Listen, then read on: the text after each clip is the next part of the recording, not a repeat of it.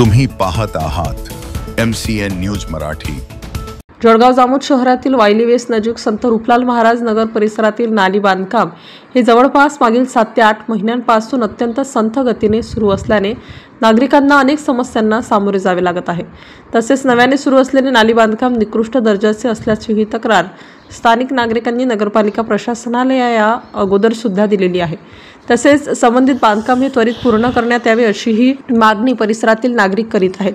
नगरपालिका प्रशासनाने स्थानिक नागरिकांच्या समस्यांची त्वरित दखल न घेतल्यास लोकशाही मार्गाने उपोषण करण्याचा इशारा यावेळी देण्यात आला। MCN न्यूज मराठीकरिता जळगावहून उत्तम आगरकर। संत रूपलाल नगर जळगाव जामोद इथे गेल्या काही 6 ते 7 महिन्यापासून नालीचं बांधकाम करून ठेवलेलं आहे। एकदम निकृष्ट दर्जाचं काम चालू असून एकबी कोणी ना नगर परिषदचा कर्मचारी तसेच कोणीच काही नाही, एकदम नाली खोदून ठेवलेली आहे। खोदून ठेवलेल्या खाली तिच्यामध्ये 5 फूट रोडच्या अंदर गड्डा झालेला आहे, त्याच्याकडे कोणाचं लक्ष नाही। नालीचं एकदम निकृष्ट दर्जाचं काम चालू असून पुरी वाकडी तिकडी सरळ रोड असून पूर्ण वाकडी तिकडी नालीचं बांधकाम चालू असून कोणी त्याच्याकडे लक्ष देत नाही। कमीत कमी आम्ही नगर परिषदेले 2 ते 3 तक्रारी करून सुद्धा एकही साहेब यासाठी येऊन पाहणार कोणीच नाही आहे।